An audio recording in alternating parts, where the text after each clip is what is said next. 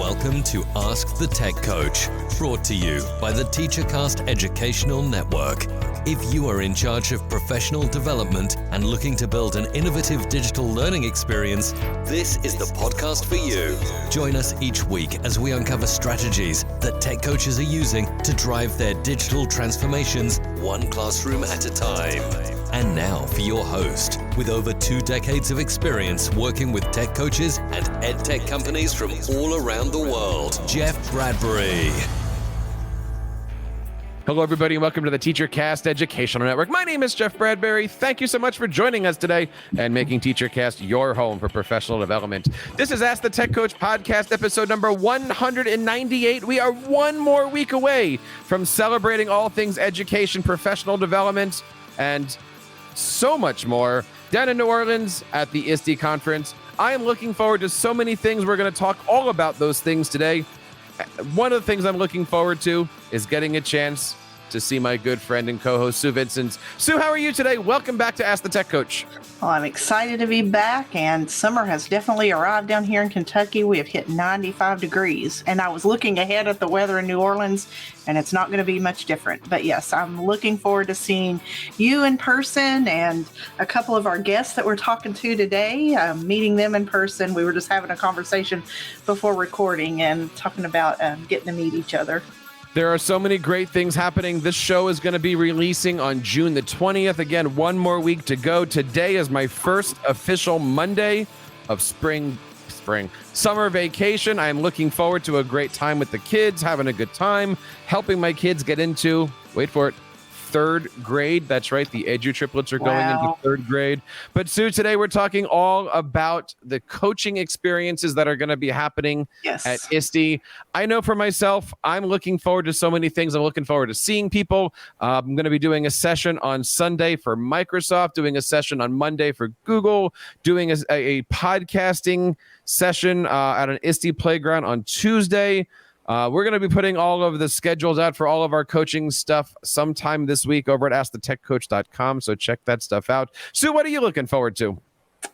Well, like I said, just seeing people and meeting you guys in person. I've met you, Jeff, obviously. We've met in person before, but it's been a while. And just those, I keep saying, those hallway conversations, those exhibit hall conversations, and side conversations that you get to have after a session. Sometimes those are the most meaningful to me. One of the things that I love about this show is we get a chance to interact with our coaches. The other day, we had a coach in our Instructional Coaches Facebook group ask the question of ISTE and what they can look forward to. Sue, what is this week's Tech Coach question of the week?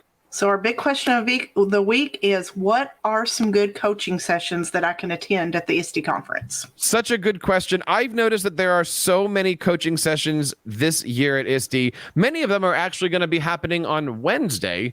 Got some good sessions from our friend Adam Juarez. Got some good sessions from our friend Dr. Ashley McBride. And today I am excited, Sue, because we have two guests that are doing another great session on Wednesday, and I'm looking forward to having them on the show. I want to bring on our good friend, Miss Jen Thomas. Jen, how are you today? Welcome to Ask the Tech Coach. Welcome back.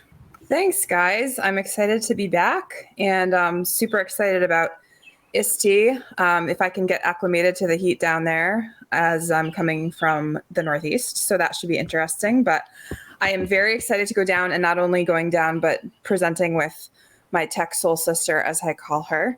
We're so excited to be presenting. And you brought that soul sister with you today. Tell us who our next guest is. I did. She is the wonderful Miss Jessica Brittingham. Jess and I worked together for a couple of years, and well, I'm not going to tell you about her. I'm going to let her introduce herself. Jess, how are you today? Welcome to Ask the Tech Coach.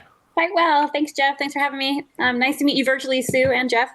I work with Jen for quite a while in Dartmouth, and now I'm a tech coach on my own in a different district. And we just decided that we were going to keep working together. That's the way it's been. So we're going to head down to ISTE and literally melt, I think, in New Orleans. I'm also in the Northeast, so the humidity and the heat will be new for us. I hear you with that. I'm looking forward to getting down there. But then today I got an email that says, yes, you're invited to an event and it's business casual. And I'm going, ooh, jacket and long pants. So Hopefully that convention center's got a little bit of air conditioning going in there. I am excited to have you guys on the show today because you are doing a session that I have been looking forward to. I circled it in my calendar when they came out with things, talking to Jen about some of the different stuff. What is this session that you're going to be doing and what's it all about? Jess, do you want me to start or you want to start?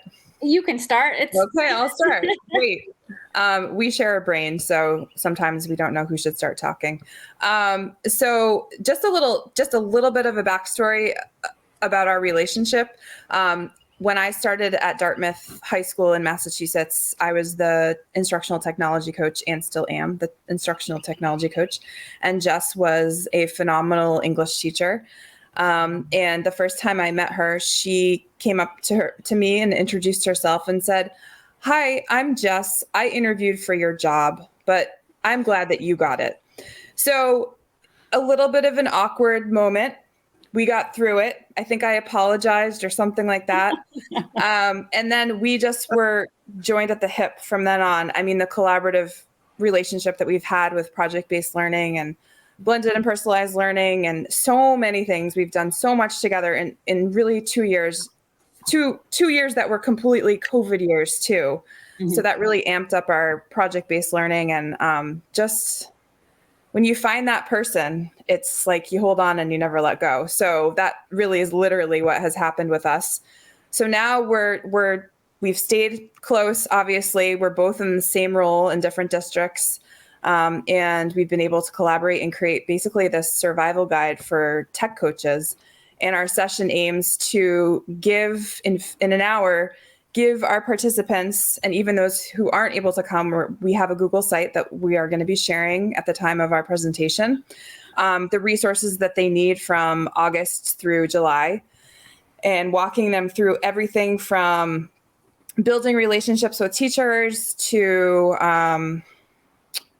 Jess, I'm blanking. Building relationships with teachers, to coaching strategies, to templates, all the initiatives. To monthly professional development campaigns. We want, our mission is for coaches our tagline is from tech coaching from newbies to ninjas. We want people to walk out of that room with a digital resource guide that they can be excited about and use and implement into their coaching right from day one of the school year 22-23. I love the concept of newbie to ninja. Yes. There are so many coaches, especially some of the new ones that have been recently brought into our instructional coaches Facebook group that are newbies. Help us out with this. If you're a newbie to the instructional coaches world, and let's say it's the beginning of the summer, what are some of the things that we should be thinking about as July starts to come in front, starts to happen here? That's a great question. And I think that's one of the parts of the session I'm looking forward to the most. This was my first year in this role. I was in the classroom last year with the teachers. So I really represented the newbie part of all of this during the development of the site. And so I think a lot of the resources that are there, there are lots of recommendations for getting your school year started strong, and like putting together, for example, introduction emails and an entry plan for the district, or for your school, depending. I work for a district, Jen's in a school, so we have both of those perspectives in the platform as well. So it's really helpful to kind of have a plan for how you want to come into the district and have a vision. And I think there are so many ideas on the site that you can pull from to kind of give yourself some footing before you walk in the door. How do you want to introduce yourself to the staff? How do you want to start building relationships with teachers? Our plan really does focus on that relationship aspect of things, because we really can't be effective in our roles as coaches if we don't have relationships with teachers, with students, and with administrators. That's at the core of everything that we do. And so there's a lot of strategies for that. Lots of things that are tedious and timely to put together, like survey forms and getting to know you forms, meet and greet emails, meet and greet slides, all those types of things that we've put together and we're sharing that teachers and new coaches can walk away with. So that's really the goal of the whole platform. Now, Sue, we talk about relationships a lot on this show. What advice do you have as far as building relationships? I would think that any coach going to ISTE this year, whether it be physical or virtual, this is a good place to practice making those relationships, right? Whether it be a stranger, somebody you know on Twitter, this is that place where you can go basically learn how to have those relationships, start those relationships without the fear of screwing up a potential teacher relationship that you have at school. Absolutely. You know, at the conference, we're all in the same boat. We're in the same area. We have the same mindset. So, you know, talking to each other is easy, but that is a great place to break the ice and, you know, have those conversations with other peers about how to break the ice with the teachers. And then going into those teachers, you know, we've talked about this a lot of times, but just, again, breaking the ice and being yourself, create a, not necessarily that professional conversation with them yet, have that down to earth conversation, find something in common with them, you know, where you live, what's going on weather wise. I don't care, their family, something like that. Ask about their family, ask about what they like, and get that down to earth conversation going on first. Jen, what's your approach to a conference like ISTE here, right? You're going to go down there. You're going to do networking. These are the same skills that we have when we walk down the hallway, especially in September. You know some teachers, you don't know other teachers. Some teachers you might know as fourth grade teachers, but now you got to know them as second grade teachers. What's your networking advice to coaches? Well, I'll piggyback off of what Sue said, which is like at school, sometimes it's hard to get a read on people. Like maybe someone doesn't want to talk to you in the hallway because they're having a bad day, or, you know, somebody's not as passionate about a technology that you might be and want to talk their ear off about, or something like that. But I feel like the pump is primed at events. Like everybody's there to network and to learn and to talk to people and to make new connections. So I love the playgrounds and the poster sessions, because there's so much opportunity there to, like, you don't have to commit to an entire session where you're sitting there for an hour and you feel guilty if you get up and walk out, even though you can do that. But with the poster sessions and the playgrounds and all those sorts of things, there's multiple kind of presenters scattered around. And it's such a great opportunity to be able to, like, just grab like QR codes and get people's contact information. And I just remember those opportunities being just as valuable as the sessions that like the Ed Talk sessions that I sat in the past few STs that I've been to. I think getting out there and just putting yourself out there is really, really important. One of the other things that's important when it comes to coaches and being a ninja, as you noticed, is being that content, guide on the side, stage on the stage, that content buddy. What can we expect from your session to learn about how do we support our teachers in that classroom? Jess, do you want to take this one? Yeah, there's so much. I think that's one of the things that we mentioned our story, or Jen mentioned our story at the beginning. And I think the way that our relationship began was quite perfect that way, because I was in the classroom and she was the coach. And so I brought that perspective to the team. And so I think our resources and strategies really well represent that. And there's a lot of recommendations for encouraging reluctant teachers, but also in terms of providing scaffolding. So the process really works with working with any content. It's really about the teachers and focusing on the learning objectives for them, and making sure that we understand that, and that the teachers understand that we're not just tech coaches, we're also somewhat instructional coaches as well.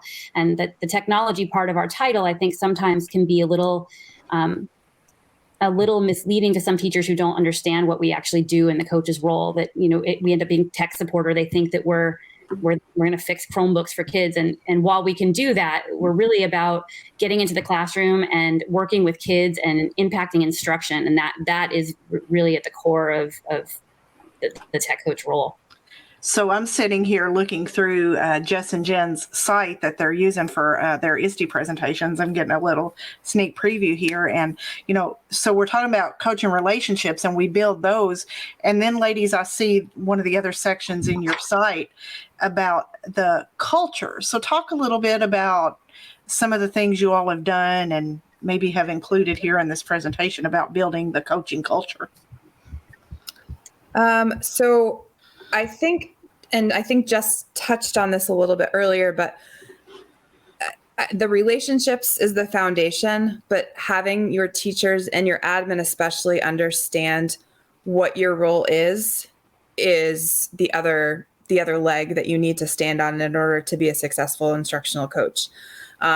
So on our site, we have information about what is a technology coach. So defining the role, how do we do what we do?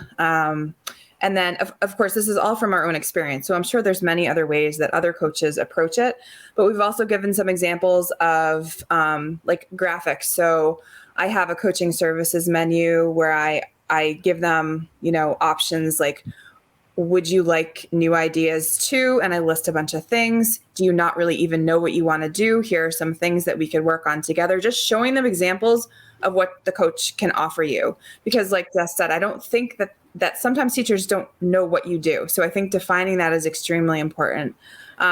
Jess has also included, as she was new this year, some meet and greet slides, which basically go through the role, what she can offer, why it's important, and how we can essentially help teachers and save teachers time in the end. Mm-hmm. And there's a bunch of other resources on that page as well, like communication. So tech coaching request forms, a little tutorial on the new self-scheduling calendar appointments in Google Calendar, which has been a lifesaver. That's how I have teachers self-schedule their tech coaching appointments with me.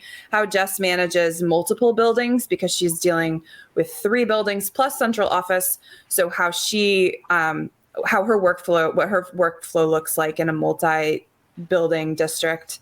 And then we talk a little bit about the admin relationship as well. And we actually have a shout out to one of your podcasts about admins being champions of technology coaches. So yeah, it's just, it's the relationships, and it's the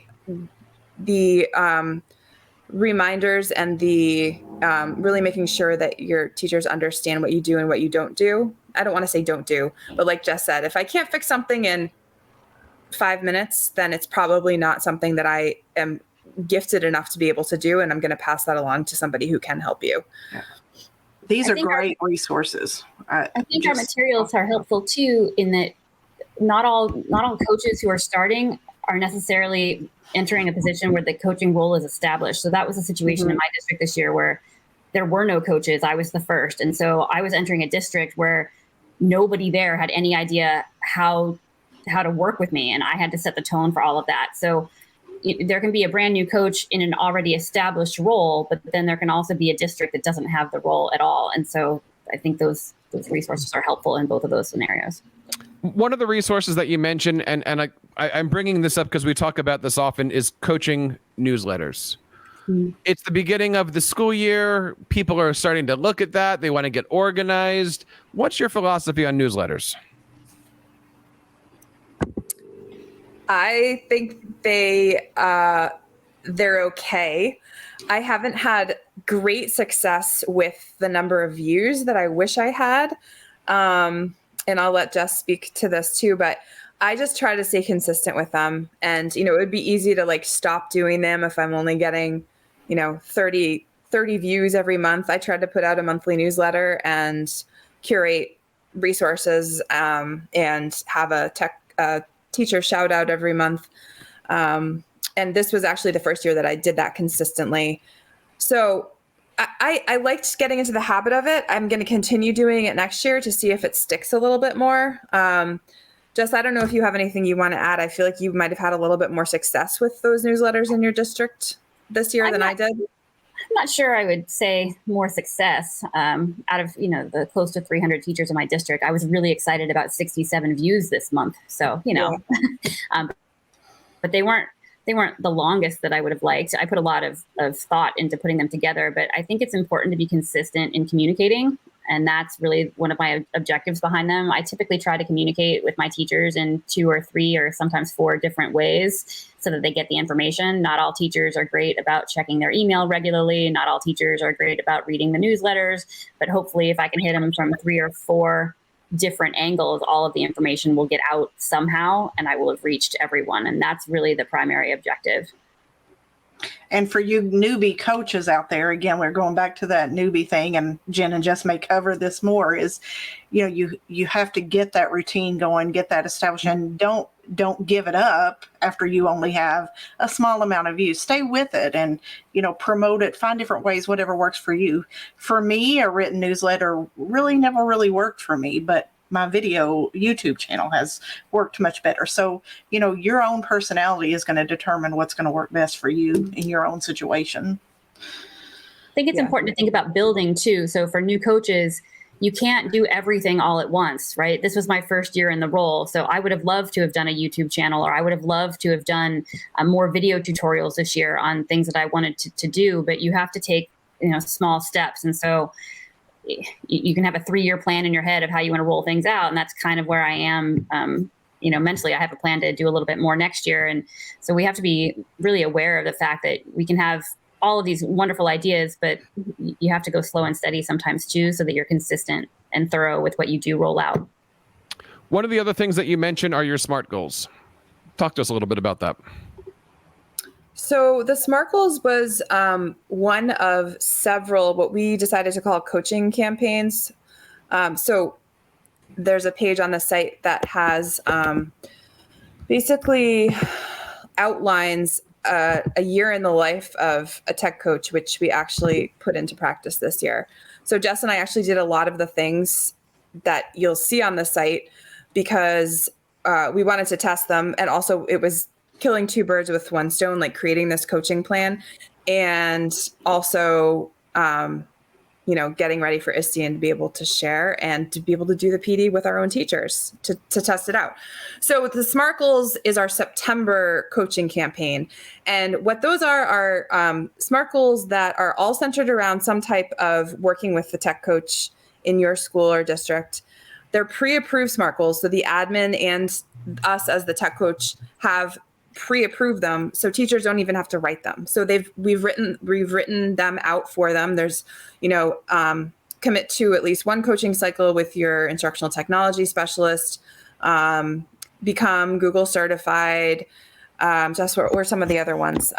Join the digital learning team. That's one initiative that I have in my school. A group of teachers that work together to become kind of the tech Sherpas of their department. It's like a train the trainer model that I do. And there's a few other SMART goals in there. So they're already written. So literally all they need to do is copy, paste into their evaluation and reach out to us. And then we start working with them. We figure out a timeline and we're there for them to support them through the other side of achieving the goals of that SMART goal. That was one of the more successful campaigns that I launched as a new coach this year, because I was working in a district that had never provided their teachers with a menu of SMART goal options and action plans for the evaluation process up here. And that the teachers were so excited about this and were so enthused that got me into classrooms and working with teachers almost immediately as a new coach, and it helped work on the relationship. So that was really a great icebreaker and a way to get in the door. And it was so successful that the entire district next year actually adopted a SMART goal PD plan, like my tech plan, but for all of the district improvement goals. So it really was an effective way to I think the message that I tried to send to teachers this year was that I'm trying to make your jobs easier. I'm trying to take things off of your plate and help you. And a lot of teachers who are a little tech resistant sometimes don't see that right away. But the SMART goal option really did help them kind of see that. And then in doing so, we're affecting change at the instructional level, working with project-based learning. And then, we're creating the student-centered learning environments that we're really after. We came kind of at it from a different angle. And that was, like I said, really effective. Yeah. I know not everybody can make it to New Orleans this year. If anybody is interested in learning more about your session, getting your resources, following you all on social, Jen, where can they get more information about this? So at the time of our session, which is 10 o'clock New Orleans time on Wednesday, June 29th, we're going to be presenting. At that time, we will also be tweeting out the site and making it officially public to everybody. And then I am on Twitter at Blended Lib Girl. That's where people can reach me. And I'm on Twitter at ELA, the number 2, TISJESS. Now, for anybody that is going down there, or maybe even if you're a new tech coach, one of the questions that we ask, and Sue and I kind of ponder this a lot, is ISTE presentations. What advice do you have for anybody who is at ISTE this year doing maybe their first presentation, their 30th presentation? Maybe the first time that they've been presenting in a large room in 3 years. What's your strategy going into ISTE this year as a presenter? Well, that is a great question, because although we have presented in numerous places and conferences before ISTE, this is both of our first ISTE presentation. So I don't know. I wonder if you or Sue can answer that question for us. I mean, we're just going to, be authentic and share our passion and hope that's what gets us through to the end of our presentation. When in doubt, I know a good soft shoe usually entertains people. Sue, what do you think? Jen is right. Just being yourself. I've never presented at ISTE before, but I've presented at our state conference here in Kentucky for years, and obviously in front of my own teachers for years. And that's what gets you. I appreciate going into a presentation and that person just being real, being themselves, not trying to put on a huge dog and pony show. Just telling it like it is, what has worked for them in their district, and the way Jen and Jess have their presentation set up. Wait till you get that tweet with the official site. You're going to love it, guys. It's awesome. My other advice is do exactly what you're doing. You created an amazing resource site. And I think if you had a half an hour session, an hour session, or a 2-hour session, simply walking them through everything that you have could just be the presentation, right? Because I know I'm certainly guilty of it. I'm doing it right now. You spend all this time putting a resource center together, and then at the presentation, you go, there's my link. But nobody knows what's in it. Nobody knows what's on it. They don't know the value. So don't feel like you have to give an hour session. You can do a 20-minute session with 25 minutes of going resource by resource and Q&A, and do you have any questions, and making sure that really you're there to fill their need. They're not there to fill yours. So I always start by asking questions. I go into my little song and dance, but then I like to spend time going over all of the resources that I have and how they can help you. And if you say the question, is there anything else that we're missing? They'll probably tell you. And then go home and make it for them, and then reach out. So have those, as you're saying earlier, build those relationships with your teachers, build those relationships with your administrators, but build those relationships with those in the audience. Those are the people that are going to be your foundation. And don't forget to invite them to the TeacherCast instructional coaching group, only on Facebook and LinkedIn. What advice does anybody have for this year's ISTE? I know it's easy for us to say wear comfortable shoes, but I got to be honest, I'm a little nervous about going out there. There's still a health scare. There's still all these different things. We want to pack everybody into ISTE and do karaoke, and I'm going, maybe not this year. We'll see. Anybody, let's be honest, anybody nervous about anything this year? The heat. I'm nervous about the heat. I'm looking into buying a personal fan because I don't. I thought I was your personal fan. Oh, good one. And Louisiana bugs. I'm really not looking forward to that part of it. Oh gosh, I hadn't even thought about that. I know. All right, welcome to the South, people. Come on. But I'm really excited to eat some good food and to see people face to face and to be at a conference. That part of it, I'm just really excited about. So excited to see people. I'm a board member of MassQ, which is the Massachusetts ISTE affiliate, and there's a whole slew of us going down, and I just can't wait to see everybody in person. Yes, I'll be going with Kentucky. Yeah, it's going to be great. So exciting. I was able to go to FETC back in January. We had our state conference, and now to get to go to ISTE, it's like, we're growing again. We're back out there. Yes. We're intermingling again. It's so exciting. Yeah, definitely. We want to hear what you guys are thinking. Reach out to us over on Twitter at Ask the Tech Coach. Find us online at askthetechcoach.com. One of the things that I've been doing over the last couple of days to get ready for ISTE is taking a whole bunch of digital learning lessons and lesson plans and resources that have helped me out over the last couple of years. I'm packing them onto TeacherCast. So I'd love to be sharing those with you guys. Check all that stuff out over on TeacherCast, and I hope to see you there. If you do see Jen or Jess or Sue or I, hey, come on up behind us, tackle us, say hello, take a selfie, and we would love to certainly meet you. Sue, 198 episodes. Yes. I don't know what 199 is going to look like. We might do 199 from New Orleans. We're not sure yet. Hopefully we'll have some great content. If you are a coach and you see me with a microphone, jump me and get on that microphone with me. Would love to have you there. Sue, I'm looking forward to this. I'm looking forward to a great summer. Yeah, I can't wait. Jess, Jen, thank you so much for your time today. I hope you are going to have a great conference. I'm looking forward to seeing your session on Wednesday morning at ISTE. Jess, one more time, where can we learn more about the great things that you're doing? I'm in Uxbridge Public Schools in Massachusetts, and you can find me on Twitter at ELA2TISJESS. And then the website will be made public, and we will share it out on Twitter after our session at ISTE. Excellent. And Jen, where can we find all the great stuff that you're doing? I am working at Dartmouth High School in Massachusetts, and you can find me on Twitter at BlendedLibGirl. So you've got some interesting things happening over at techimaginations.net. What are your plans for the website? What's your content creation look like for the summertime? What can we expect from you? Yeah, I've been updating Tech Imaginations. I've added a subscription, not a paid subscription, but go to the website, join my mailing list, and I'm working on starting kind of a consultation newsletter, just kind of toying around with that. And then go check out my YouTube channel at Susan Vincent's Tech Imaginations. I've got a new video up this week on the reading list in Google Chrome, so go check that out.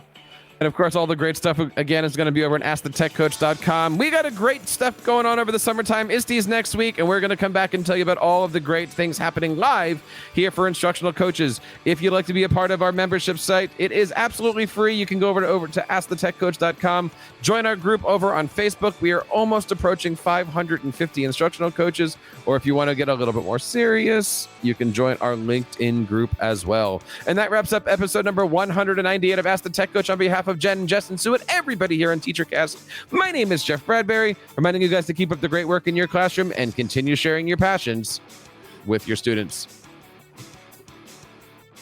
You've been listening to Ask the Tech Coach, hosted by Jeff Bradbury of the TeacherCast Educational Network. Please reach out to the show with all of your questions on Twitter at AskTheTechCoach or online at www.askthetechcoach.com. Be sure to subscribe to our podcast so you don't miss any future episodes. And please take a moment to write a review in the App Store.